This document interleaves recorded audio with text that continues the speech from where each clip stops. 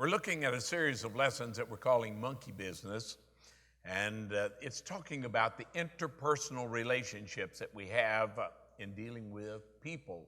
Every organization is made up of people, and we have to learn how to get along. We first of all talked about a happy monkey, then a happy zookeeper, and tonight we want to talk about a happy zoo. How to have a happy zoo. See, it is important in every organization that you develop a structure of authority. There's different terminologies for this. A common one is called a chain of command, but it just basically is talking about the structure of authority, how authority flows down through an organization. And you're never going to have a happy zoo unless you have order, unless you have organization. Whenever leadership principles are violated, those that are in the organization will experience frustration. And it's one of the biggest reasons why churches don't grow, why organizations don't prosper, why businesses go out of business, is because of the interpersonal conflicts that arise from the violation of these principles. Leadership must learn how to properly manage small problems. That's where you catch it. That's where you deal with it.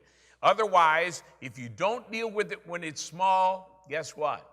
They will grow to be big problems. And we've seen that happen again and again in life. So that's good leadership. Every organization is going to have problems. This is not heaven. And there's going to be difficulties in dealing with people. But if we do it right, we can overcome our difficulties. Let me talk about happy caretakers. The happy caretakers, you've got to, first of all, identify who owns the monkey. In other words, who is responsible for this particular task? Who is it that owns the monkey? The first one is, it's my monkey. It's my monkey, and if it's my monkey, then I will be responsible to feed that monkey. I'm going to take care of it. But then the second one is, it's your monkey, not my monkey. It's your monkey, and you need to take care of your responsibilities. See, if you're not doing that, then it begins to create conflicts between us. Number three is, it's our monkey. I share a responsibility with you in taking care of this task. And so together we will be responsible for this monkey. And then the fourth one is, what monkey? In other words, sometimes a monkey only exists in somebody's imagination. There really isn't a task or a responsibility that is there. So what monkey? Don't waste your time feeding imaginary monkeys. That's a waste of time. It's going to accomplish nothing. So the first thing we've got to do is determine who owns this monkey, who is going to be responsible. Now let me talk about a second area here. A well-fed monkey is a happy monkey. In other words, it's my responsibility or your responsibility or our responsibility, and we are taking care of that in a proper order. That's the way it's supposed to function, the way it's supposed to take place. And so you take the necessary steps to feed your monkey. There's discipline that's involved in this. You have to go through the structure of authority, accepting the responsibility. But by you taking these necessary steps to feed the monkey, that's what keeps the organization functioning as it ought to. A wise manager knows which monkey he should feed and which one he should give to someone else. That's called delegation. Delegation is a good thing if it's used properly, if it's used with discretion. Well, see, there are some things that are God-given responsibilities, and we should never try to give away to somebody else what God has given us to do, what we are responsible to do. So be careful not to try to delegate God-given responsibilities, but learn to delegate the monkeys to other people, particularly if the organization's growing, if you're growing your leadership skills. Look for somebody that can do what you are doing and assign that to them. If the monkey belongs to somebody else, then what you need to do as a leader is affirm that person in their responsibility and their ability to care for the monkey. It's one of the things I have noticed in dealing with people and working with people for many years is that most people can do more than they think they can do, but they limit themselves by past experiences, or they allow some failure to define them, and so they don't think they can do it. You see that. What you must do is affirm that person in their abilities. You can handle this. You can take care of this. And so this is your monkey. I will be there to help you. You're not helping people when you're doing for them what they should be doing for themselves. Or as I heard one man say, there's a difference in helping someone and carrying someone. That's a good way of saying it. When you're taking their responsibility, you're not helping that person to grow. You're not helping that person. Affirm them, encourage them, stand alongside, assist them, but don't take that responsibility that's been delegated, something they should be doing for themselves. See, there's no better way of training than this. This is what we call on-the-job training. There's no better way than practical, well-supervised, hands-on experience.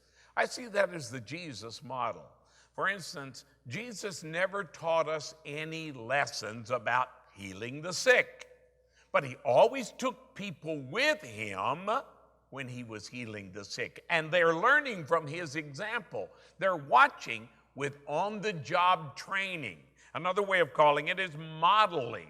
You set the example, you show them how. And so it's one of the best ways to train others in their skills. Now, what if the monkey's too big for the person? If the person actually is overwhelmed by that, then what you try to do is empower them with your support. I'm here, don't get nervous, I will help you. If you get in trouble, I'll help you with that. You're affirming them and now empowering them. Empowering them, giving them the necessary authority, whatever they need to be able to take care of the bigger monkey. If you can do that successfully, you help that person to grow. By doing feeding someone's monkey for them, then basically what you're doing, you're depriving them of the opportunity to become capable and confident through their own personal success. It's what I call setting people up for success. I've had to do this so many times that I would give them an assignment, something to do, and I would see them struggling with that. And there's been times when I've had to step back in and take responsibility. What I would do, I would say, now come watch me do this. And I start setting them up for success. I will start doing it. I'll carry the heavy part of it, and then I'll turn and give it to them and let them finish the job. What am I doing? I'm encouraging them. I'm trying to help them with their confidence. That's where so many people fail, is it's in their thinking. I don't think I can do it, and so because they don't think they can do it, they can't do it. It's interesting. The Israelites, when God opened up the promised land for them, and all the people are saying, we can't do this, we can't. And it was true. They couldn't. They died in the wilderness. But there were two of those men that stood up and said, we can do it. Guess what? They could. And so what we need to do as leaders is to build people's confidence. Do it with little steps, with little victories. Turn that into bigger things. You're helping them to grow. If you don't do that, it deprives that person of a job well done.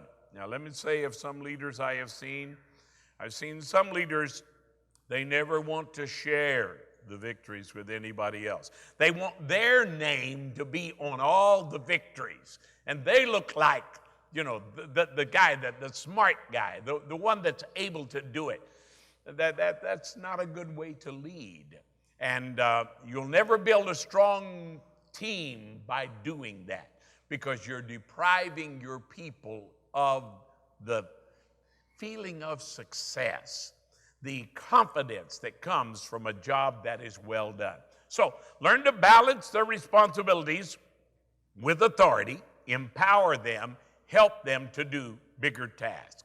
This balance of responsibility and authority helps build character and leadership skills. That should be your goal, that you're training someone to do the job that you are doing. It's what we call working yourself out of a job. But you're just going to graduate to the next level. That's what you're going to do. But when people are insecure, they don't want to give up anything, because they're afraid, if I lose this job, I'll never have another job, and I'll never have a job as good as this, because they stop growing themselves. But when you are training others and you bring them to that level, guess what?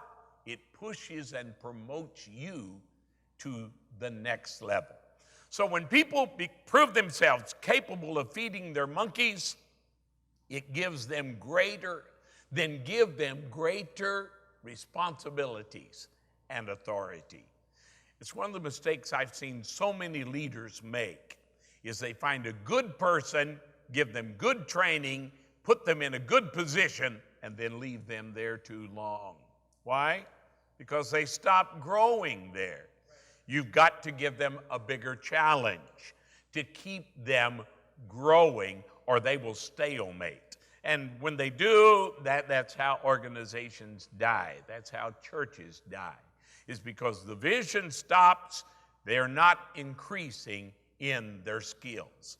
So greater authority is earned through successful accomplishments. And the more that you accomplish, the greater confidence it gives you for the next task that lies ahead, or as we're calling it, the next monkey. Now, let me talk about rules for a happy zoo. I'm going to go through several rules that we've got to have here. If we're going to have a happy zoo, there's got to be order and organization. Number one, list your daily responsibilities. Oh my. My wife is so much better at this than I am, but I've learned over the years, particularly when I've got multiple things to do, just write it out.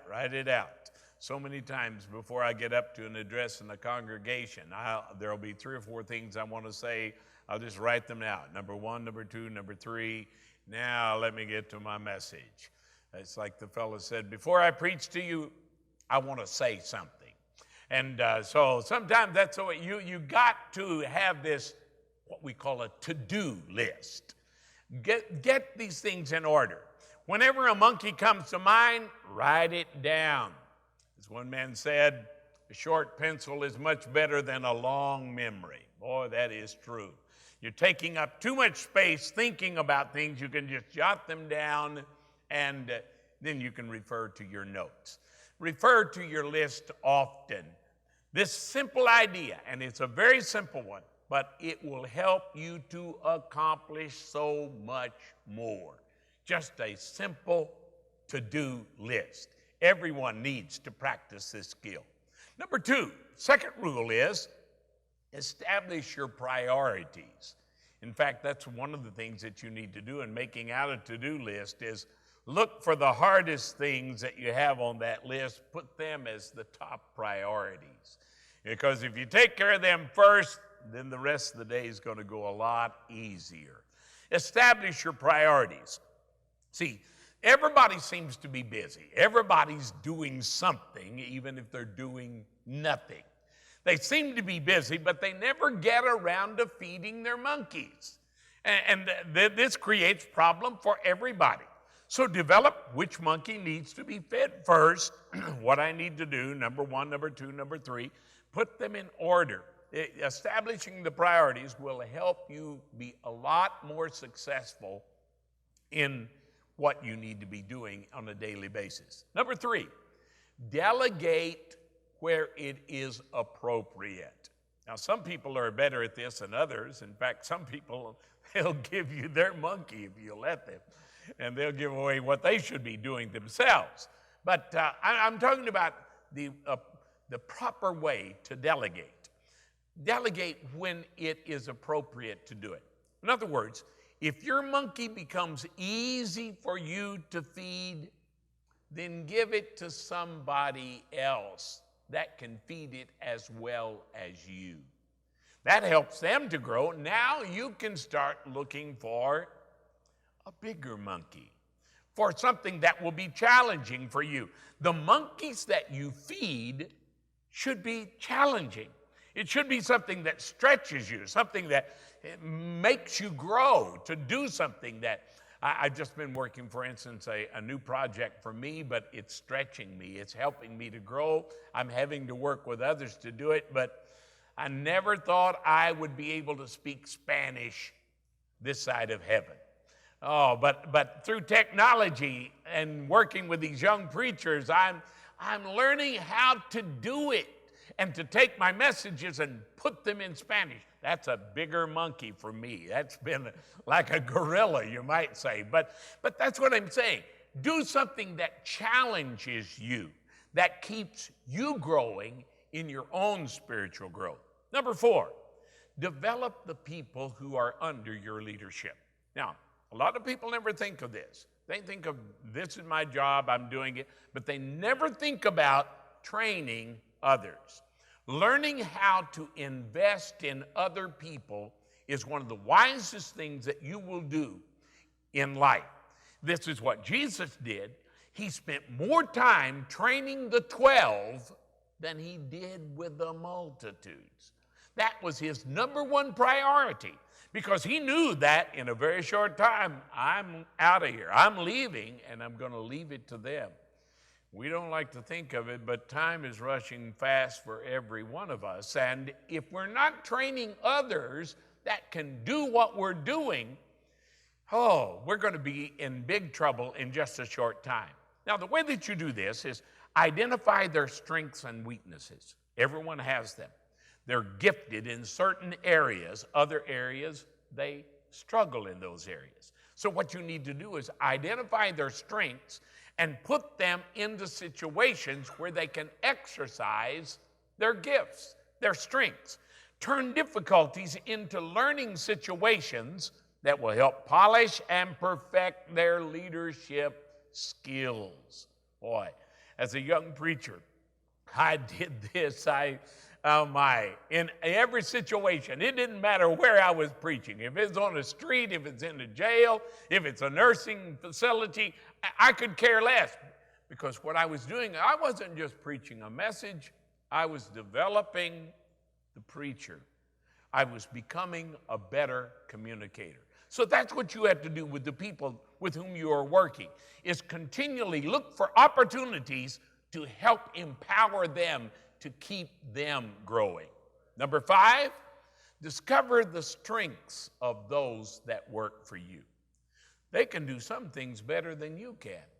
And if you'll find those strengths and delegate that to them, it's a win-win situation for both of you. The truth is, everybody has one or more talents. Most of us have more than one. But some people, everybody has at least one thing they can do good. Jesus taught us that. And with these talents that are given to us, that's where you need to focus with your leadership skills with this person. It's important to find out what their talents are that are most prominent, and then help develop them, train them, equip them.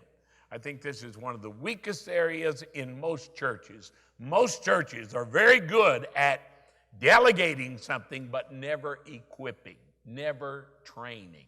They'll give them, here's a lesson, go teach it. And yet they teach nothing about how to teach a lesson. That's a mistake. We need to provide whatever training is necessary to help them fulfill the task. So help them to discover their own gifts. And there's all kinds of gift discoveries that we can use to help them to develop their own gifts. Then once they've done a good job, praise is the best way to encourage others. Someone has well said that one negative word is worth 2 positive words. In other words, you say one negative word, that's what they will remember twice as long as they do the positive words. So learn to speak praise. Speak praise. This is a thing that so many parents misunderstand with their children, and so they start talking bad to them. That's a mistake. Find something you can praise and encourage them with. It's the best way to keep them motivated, to keep them growing. The 6th rule I want to talk about is help them solve difficult problems. Every time that there's something that comes along and you see that they're struggling with that, come alongside and encourage them. Sometimes all you need to do is just an encouraging word. But other times you need to step in and help them. Other times you might even need to step in and alleviate some of the pressure that they're under. Take over some of the responsibility, whatever, to keep the things functioning as they should. We're talking about a happy zoo here. If we're going to have a happy zoo, then the monkeys have got to be fed. The responsibilities have got to be taken care of. And so help them solve the difficult problems. Now, I'm not saying feeding their monkey. Don't feed their monkey for them. Rather, train them to feed them. I'm very, very big on training. And of course, that's part of my natural gift from teaching, but I see this as one of the biggest weaknesses in churches and ministries and organizations around the world is we do not have adequate training programs. The training is so important. I was telling my wife just yesterday, there was a fire that broke out in the apartment complex where my daughter lives, and I told my wife more than once, I said, watch these people, watch them. This is where the training pays off. You don't wait until the fire begins, and then and now let me show you how to use this fire hose. Too late, friend, too late. It's going to burn the building down, somebody's going to get hurt. You've got to do the training before you've come into the situation, before the fire breaks out. The more that we help others to meet their responsibilities, the better leader that we become. Now, that's the way that I have looked at life for so long. My philosophy is very simple. It's just to be a leader is just be one step ahead. To be a teacher, just know one thing they don't know and go tell them. That's all it takes. It's just you take and you teach them, you train them. That's how you become a better leader. So my philosophy is basically this: find out whatever level they're on, help them take the next step. Because helping them take the next step, their success becomes your success. That is your goal, to empower them and help them to become a better leader. And then the 7th rule I want to talk about is do it now. Do it now. Oh my. So many things never get done because we never get around to it. We're always tomorrow. That's one of the words I do not like in Spanish is mañana. I've discovered mañana doesn't mean tomorrow. It just simply means not now. And there's so many people, that's the way they live. They're always pushing it off to tomorrow. Don't accept a task unless you are taking the responsibility to manage it. If you say, okay, I will do that, take it seriously. It's one of the things that frustrates me so, and boy, I will remove people from leadership positions very quickly when they're not doing their job. Because not doing their job complicates things for everybody else.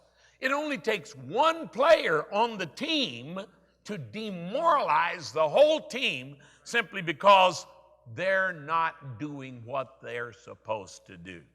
And so that's what we call desk stress. You're shuffling the papers on the desk, but you're never finishing the project. Learn how to finish well.